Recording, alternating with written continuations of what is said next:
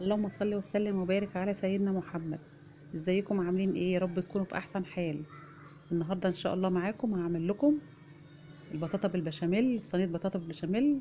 انما ايه حكايه، عسل عسل عسل. مش عايزه اقول لكم بقى على الطريقه بتاعت البطاطا الجديده دي جميله. بنجيب البطاطا، ده كيلو بطاطا جبته وشويته في الفرن وقشرته طبعا وهرسته في البوله معايا هنا. عايزه تشويها في الفرن ماشي، عايزه تسلقيها في شويه ميه على النار شغاله مش هتقولك لا، وهتطلع تحفة برضو وجميلة. أهم حاجة نهرسها بالشكل ده. ومعايا طبعا جوزة الهند وزبيب حوالي 100 جرام و100 جرام. ومعايا لبن ومعلقة صغيرة خالص فانيليا ومعلقتين كبار دقيق وثلاث معالق سكر وأربع معالق سمنة أو زبدة سايحة. مكوناتها بسيطة وسهلة ومتوفرة عندنا في كل بيت. والبطاطا اليومين دول جميلة أوي أوي في السوق ورخيصة وزي الفل. الأوان بتاع البطاطا دلوقتي وتلاقيها طبعا مسكرة، مش هنحط لها سكر كتير طبعا عشان انتوا عارفين البطاطا فيها سكريات، فعشان متبقاش تقيلة قوي علينا نحط نص كمية السمنة معانا او اكتر من نص الكمية بشوية، ونقلبها كويس في البطاطا. نغلفها كلها بالسمنة. ريحتها جميلة، مش عايزة اقول لكم على ريحتها بقى وطعمها بعد ما تخلص بقى حاجة اخر جمال. اهي قلبتها كلها فيها السمنة مع البطاطا، وهننزل بالجوز الهند ونسيب جزء معانا. وبرضه هننزل نفس الحكاية بالزبيب ونسيب جزء معانا عشان البشاميل.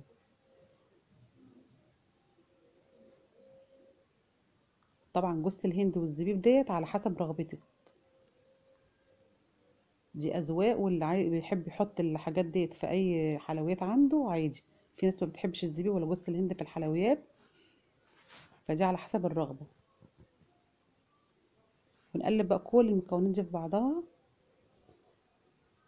وبعد كده نشوف هنعمل ايه تاني. هنيجي بقى بالسكر، كمية السكر اللي معانا ننزل نصها ونخلي بقيتها معانا برضه عشان البشاميل. كل حاجة هنحط منها على البطاطا طبعا هنحط في البشاميل عشان البشاميل ما يطلعش دلع مننا. حل على النار وحطيت السمنة اللي اتبقت مني بمعلقتين الدقيق الكبار، وايد بتقلب في الدقيق عشان احمره شوية زي البشاميل العادي بتاعنا خالص اللي احنا بنعمل بيه المكرونة البشاميل. هنحمر الدقيق شوية في السمنة كده معانا اهو اتحمر شوية. وبعد كده بقى ننزل باللبن، ايد بتقلب في الدقيق وايد التانية بتنزل باللبن حبة حبة شوية شوية كده، عشان ما يحصلش معانا اي تكتلات ولا اي كلاكيع في الدقيق. طول ما انت ايديكي في قلب الحله بتقلبي عمرها ما تكلكع منك خالص. اهي بصوا بقت سايله كلها وجميله ازاي. برضو ايديا شغاله طول ما بنحط اللبن وايدي شغاله. هفضل اقلب فيها كده لغايه ما تتقل مني. طبعا هنحط السكر اللي معانا اللي فاضل ومعلقه الصغيره فانيليا بتاعتنا ننزل بيها، نقلب كله في بعضه.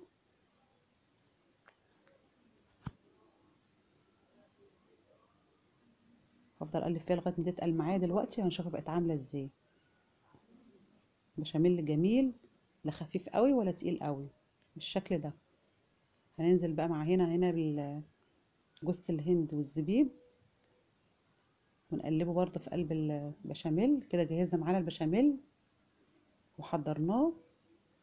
عندك صينية بايركس، صينية تيفال، الصينية اللي عندك دهنية بأي مادة دهنية تعجبك. وهننزل بقى بجزء كده شوية كده، نفرد شوية بشاميل في الصينية.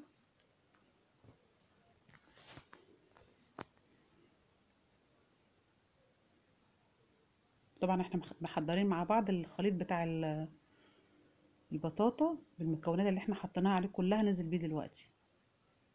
جربي الطريقة بتاعت البشاميل الجميلة ديت. مش عايزة اقولك بقى بطاطا بالبشاميل طعمها جميل جميل جميل. هتعجبك وهتعجب ولادك، مش هتبطلي تعملي الطريقة دي. نزلنا بقى بالبطاطا بتاعتنا اللي مجهزينها الجميلة دي، اللي عايزة تتاكل كده قبل ما تدخل الفرن من حلاوتها وجمالها. هنفردها بقى كلها كده في الصينية ونظبطها.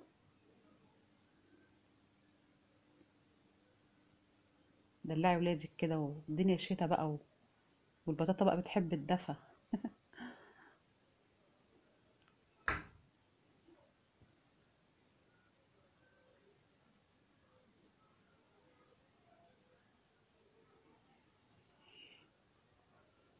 البطاطا على فكرة في السوق اليومين دول رخيصة جدا وكتيرة وجميلة. كل خضار الشتا تلاقيه مسكر وجميل. فردتها كلها وظبطتها، وهنزل بقى بقية الكمية البشاميل اللي معايا اهو.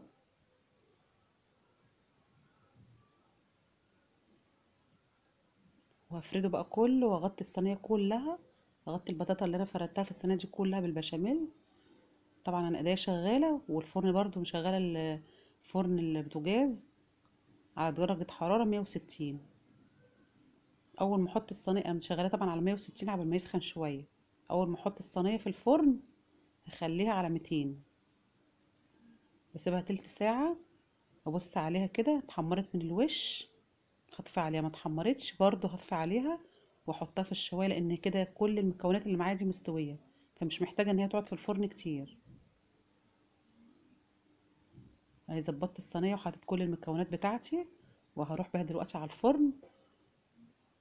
واول ما تطلع من الفرن مش هقطعها طبعا، هستنى شويه كده لما تبرد خالص وابتدي اقطعها عشان تطلع ايه، مساويه وجميله والخرطه بخرطتها.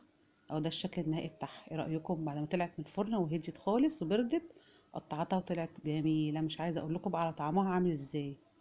لو جربتوا الطريقه بتاعت البطاطا بالبشاميل دي مش هتبطلوا تعملوها خالص. عسل عسل عسل. الله على طعمها وجمالها. ولادي حبوها قوي وانبهروا بيها، قالوا يا ماما ما تبطليش تعمليها. لو عجبكم بقى الفيديو بتاعي ما تنسوش بقى تشتركوا في القناه وتفعلوا الجرس. والسلام عليكم.